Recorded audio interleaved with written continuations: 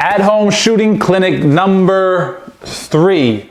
Before I get started today, real quick, just want to remind you, if you go to cmikedunn.com, I have my new 8-week Ground Up 2.0 program out. So whether you are a brand new shooter or brand new to maybe making some changes in your shot, or you're somebody that's maybe feels pretty good about what they're doing but thinks there's another level to it, I believe that program is for you. So if you go to cmikedunn.com, it's Ground Up 2.0. It's an 8-week program that kind of takes you from the very beginning all the way up to more game-like shots.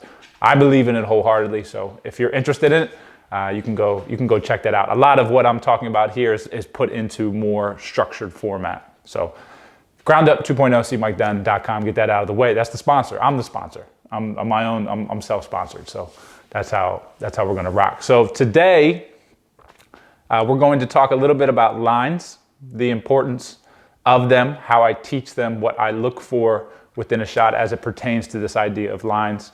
Also going to break down the Nic Claxton free throw, which is making its rounds around social media right now. It's one of those things that really solidifies the importance of sequence.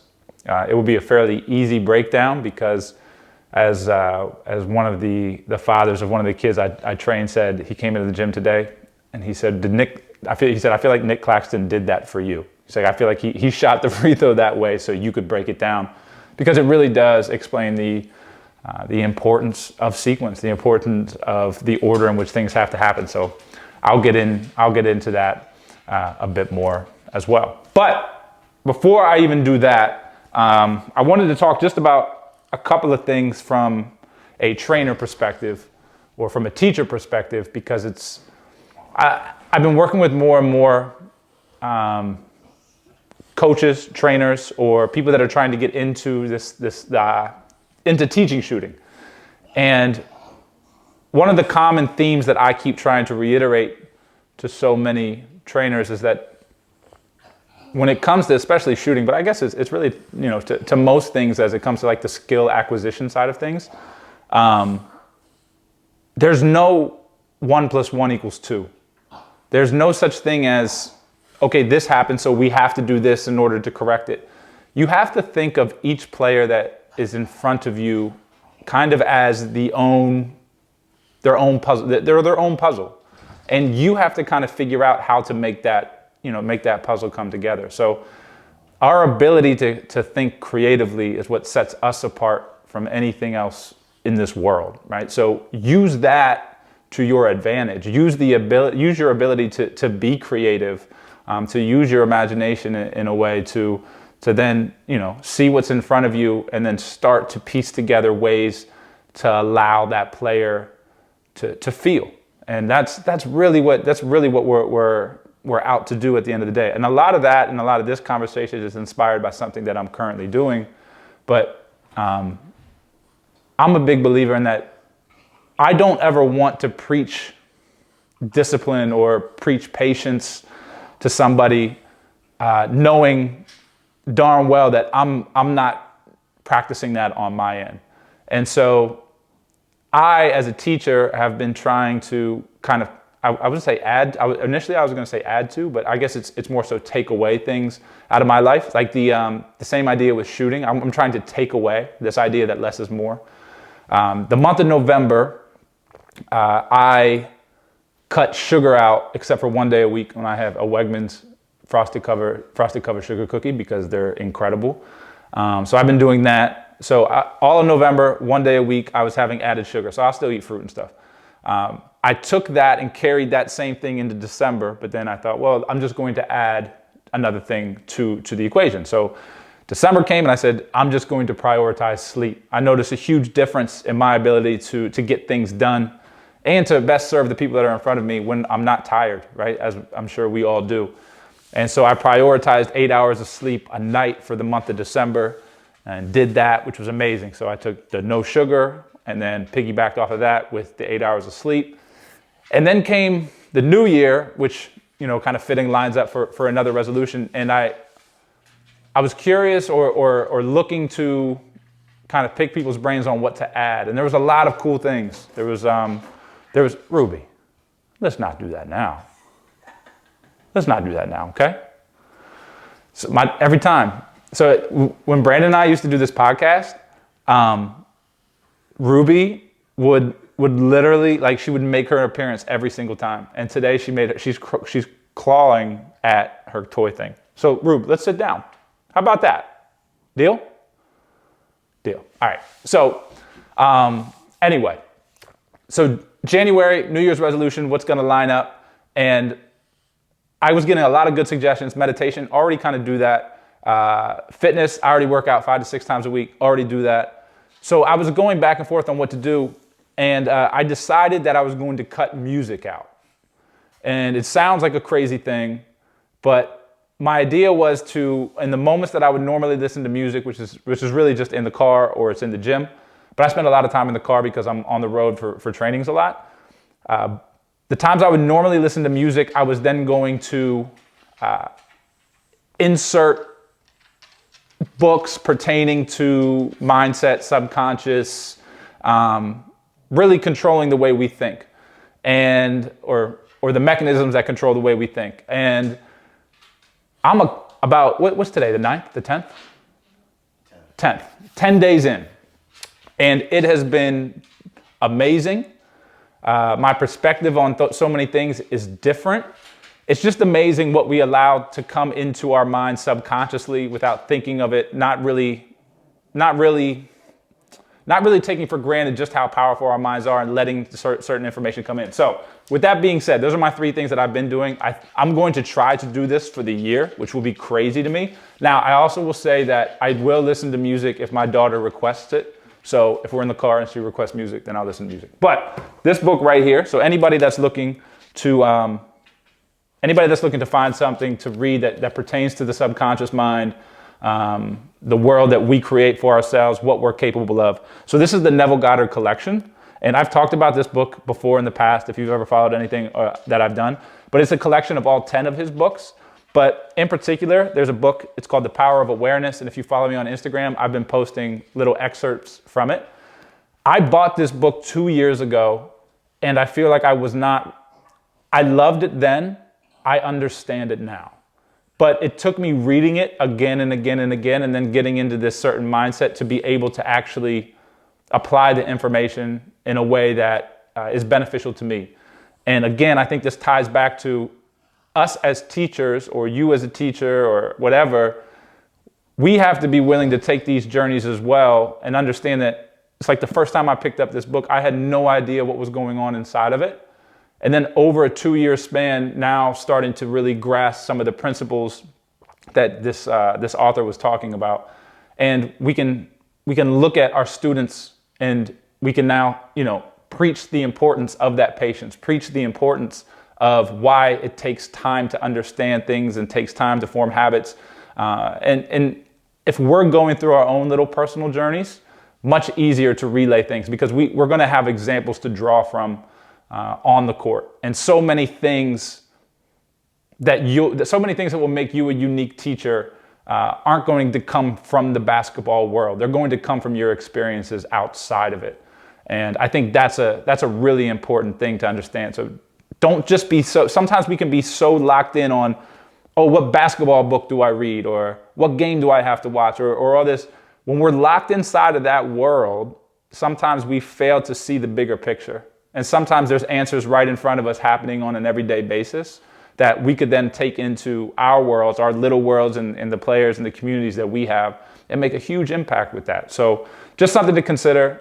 That's what I'm doing. This is the book that I'm reading right now over and over and over again. Literally, I've read The Power of Awareness probably 6 times. So 6 times in 10 days. It's a short book. It's not like I'm reading 300 pages a day. But I'll read it, and then I'll go in the car and I'll listen to it. And I feel like those 2 things have been huge for me, my mindset, how I'm seeing things, how I'm viewing things. It's been great, just, as a teacher, as a husband, as a dad, that kind of stuff. So I guess that's me on my high horse for a second. But hopefully, if you're looking to do something or to start to make these changes, any change, stack it, right? Pick one little thing, do it for a month, it will become habit. Then it's easy to roll the next thing in. But trying to do a million things at one time always seems a bit difficult, just like in teaching shooting. I have to start with the most glaring thing first, or maybe the thing that I know that player can hold on to. And we're going to tackle that. And then when we get that, now we can start to evolve to the next step. I'll have a lot of players that will get to a point when they'll say, why didn't we just do this from the beginning? And it's so funny. And usually if there are parents there or anybody else that's been with me for that piece of it, we'll both look at them and say, no, you weren't ready for that yet. Like, I know right now to you, this seems like this was so simple. And we know it was simple, or I know it was simple, but I can't get you to the simple until you understand the complexities that kind of go on with that. It can even make things simple. So one thing at a time, stack those habits, and eventually you end up with a greater understanding of what it is that you're out to do.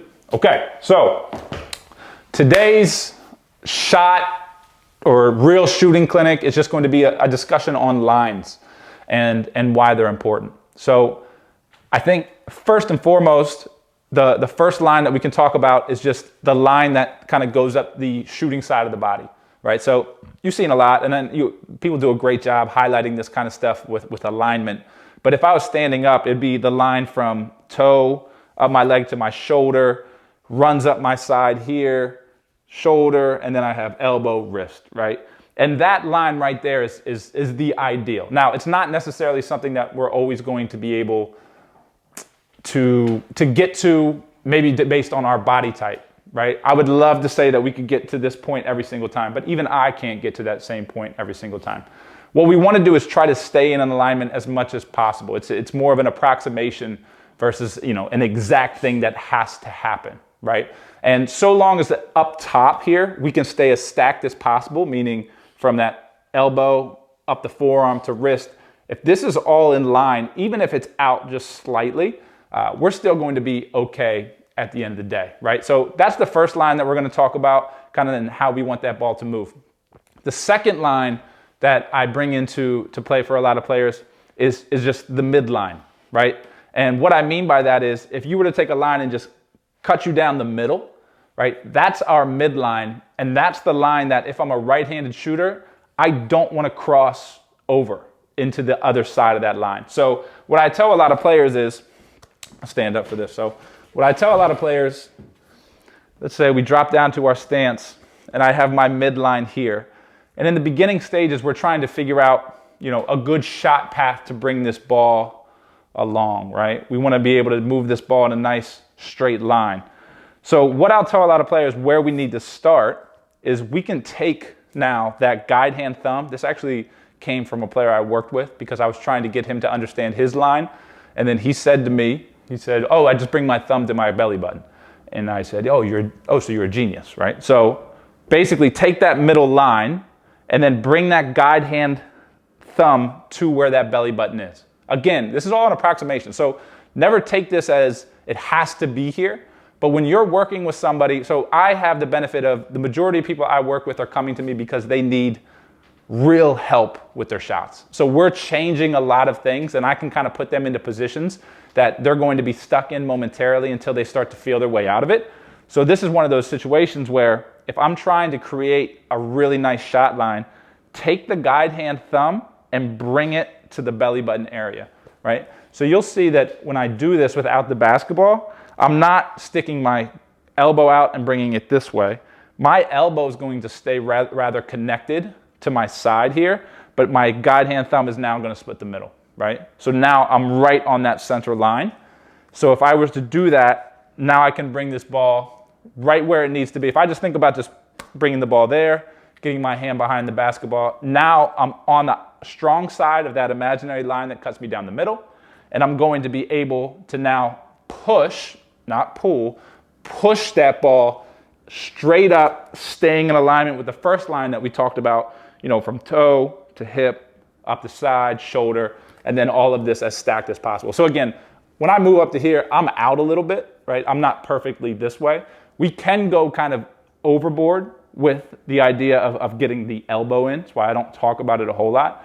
But I don't want everybody to get so caught up in the stacking and the alignment that we actually overcorrect it to the point where now you see what happens to my hand as my fingers are now pointed this way, and I may end up pushing this ball offline in some capacity. So wherever you're at from this position, Our goal is now, as I'm stacked here, to just drive this ball up in as straight of a line as possible. Now, again, that doesn't mean that this is an actual straight line.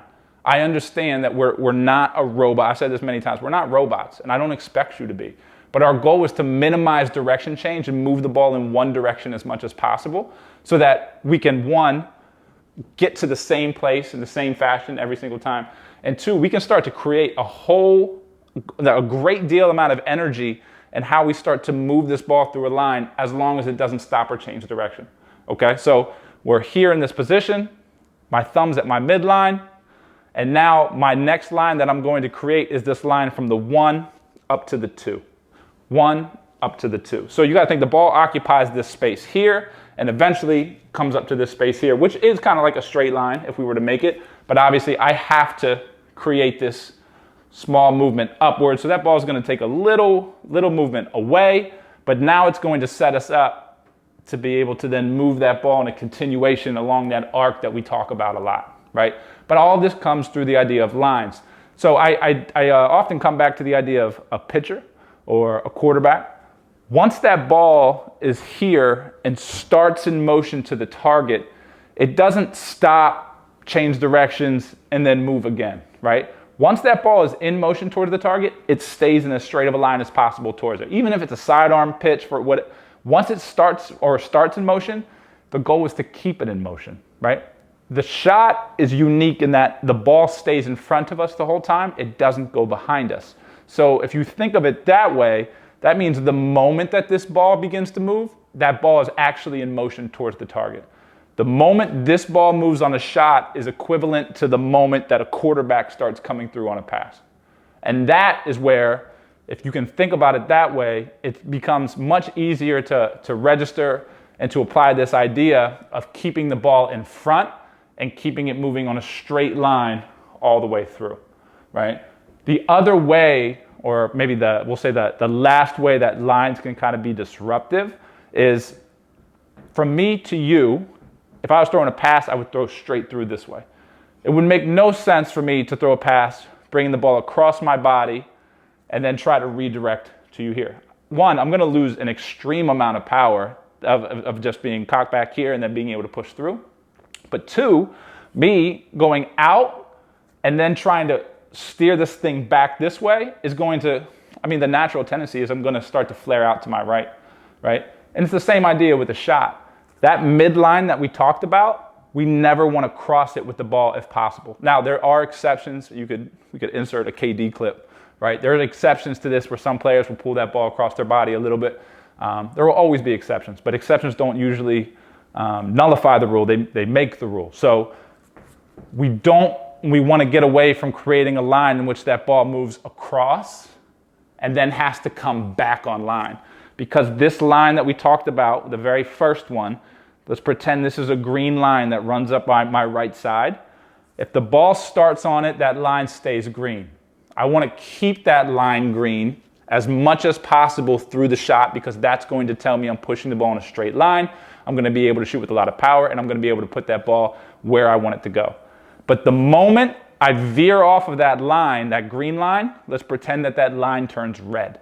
And if that line turns red, the longer it stays red, the less likely my chances of being able to make shots because I'm going to have to eventually try to bring it back online, and my momentum is now carrying the ball this way before trying to get that ball to go straight again, right? So could there be a slight little movement here where we go green, red, green? Yeah, possible, right? It's highly possible that you could probably become a great shooter that way, right? But the more we start to move this ball off of this imaginary green line and the longer that line would then turn red, the harder it's going to be to maintain a consistent shot stationary. But then think about the problems and the implications of doing that in a more dynamic situation, whether you're off the dribble, whether you're on the move. If I go off my right hand and I'm taking a right hand dribble, I make that pickup, and each time I have to bring that ball back over to the side, that's really going to limit my options and what I'm able to do, okay?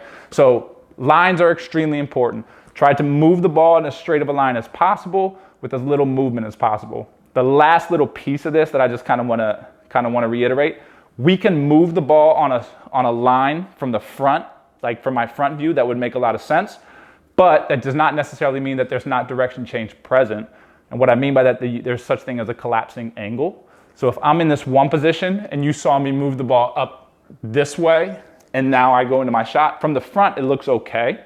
But if you were to watch from the side, you can see that as I move this up, when I'm moving this up, I collapse this backwards. That's more so like a pull. And I pull the ball to that position. That ball goes backwards. Forearm gets closer to my bicep area. And now I have to redirect forward. Right? We want to try to take away that direction change, because now we kind of bypass that approximate line that we wanted by moving it backwards too much, okay? So what I want you to instead focus on when you're creating this line up to the 2 is the angle that's established from wrist to elbow to shoulder. Maintain the angle, maintain the stack, just rotate the shoulder and don't let this move.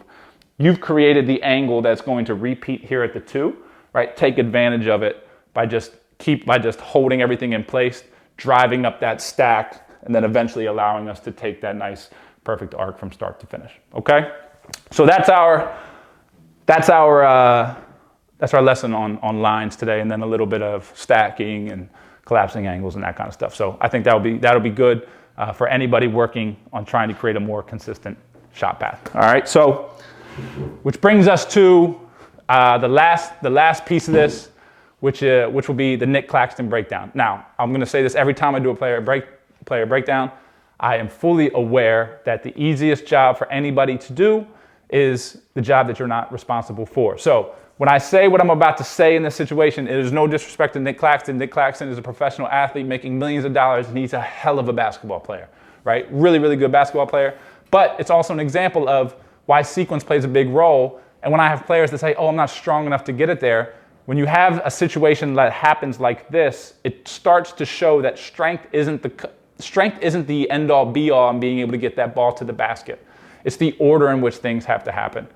The beautiful thing about this shot with Nick Claxton is that I can see what he could be, right? And now it's just a matter of him being able to see that too. And I don't doubt that he has the ability to do that. It's just a matter of deliberately focusing and rearranging the pieces that he already has to make things much more repeatable for him in the long run, because it's all there and he actually does a bunch of things right. It's just that the order isn't right. So in one of these books, they talk about if you were to read a page from start to finish, you have one interpretation of that page, right? Whatever the author, let's just say the author nailed it and the way you read it through matched completely with what the author was trying to say, right? You could actually take those same words on that page and rearrange and tell a completely different story. But the order in which they're in makes sense to what the author wanted to say, right? It's the same thing with shooting, right? The order in which things happen are going to be 100% indicative of your ability to repeat. But if that order isn't where it needs to be from an energy creation standpoint, from a repeatability standpoint, then it's going to be really hard for you to make shots, okay? So real quick breakdown. I'll just kind of show you what he did. How he starts, more than okay, right? He actually starts similar to how Giannis started, straight up and down. I like the idea of starting straight up down just for the fact that it puts our whole foot on the ground and gets us completely balanced here, right? From here is where things get a little bit wonky. He drops down real fast, right? Drops down, and as he hits, in my world, I would have him hold. I would have him hold here temporarily just to feel this level, maintain that full foot on the ground, which he actually still does. And then it's going to be about moving the ball. However, what he starts to do is he drops, and instead of using his upper body and that ball to lead the way to then start to get him to his points of leverage, he then just moves straight up while keeping the ball still. Gets to this point where legs are almost completely extended, still has not come up on his toes. So he goes down, comes up, legs extended, brings the ball overhead. He's now completely straight up and down as this ball is moving to this point of release. He holds, and then he tries to just shoot this all-arm shot up top, right? So really, he completely rendered the legs useless in this scenario because he dropped down, came up. We have nothing left to push, no leverage anymore. Now move the ball over top and then shot. It's a perfect example of when players, or not players, but coaches, parents scream from the stands, use your legs. use your legs, use your legs. It's not about just using them, it's when to use them. You have to know when to apply them in order for it to work. So the change here for him, right, is more so, even if he wanted to maintain that pause at the top, which isn't the biggest deal for a player like him. I have players that will pause at the top temporarily because we have other issues that we're trying to fix. But the change here is just have that drop down. Maybe he doesn't need to get as low as he did.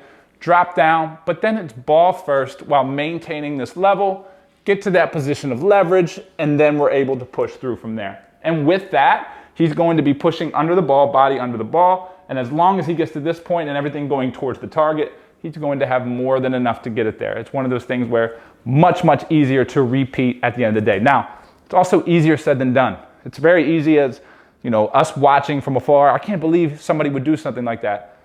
This is where I start to think like the player a little bit. If he's actively working on his shot, this could be a situation where he's thinking of a million things, and maybe he forgot to move ball first after the drop, and then after that, it just became a jumble of thoughts in which trying to then process what was happening became more and more difficult, right? So again, like we watch these players on TV, and it's very easy for us to say, I can't believe that player would do that, but we're humans, right? We're going to make mistakes, and it's going to happen. The cool thing about what he does is, again, posture's great, connects to the floor great. His two positions not bad, could maybe stay in front a little bit more, but at 7 foot tall, he can get away with stuff like that. So it's all there for the taking for him, right? It's just a matter of rearranging things in a different order, and who knows what could happen for him. So it's a pretty quick breakdown, but it's a really good one just to show the importance of sequence and how we can start to correct it, right? So that's it. Shooting clinic, at-home shooting clinic number 3. We had a special appearance by Ruby today. Again, hey Rube, yep, lick the floor, girl. And that's that. That's all she wrote. So thank you for tuning in. Again, cmikedunn.com, Ground Up program. Or if you want individualized coaching, I work with players all over the world, from beginners all the way up to pros, in which you have access to me every single day of the week. When I say access, I mean true access. Brandon and I are going to make a whole video about the sign up, like how you get access to me and how all that stuff happens, because I don't believe, from a shooting perspective, if you really want to learn shooting but you're not able to get to me, I don't think there's anything better than it, because I work my butt off on it. I haven't taken a day off in over 3 years. How about that? So I'm telling you, like, I love doing it. I love talking to my players, and we make some real big strides. So thank you for watching. Thank you for listening. Some people are listening, and maybe we'll turn this one into a podcast. I think this would be a good podcast too. But I appreciate you. Keep shooting.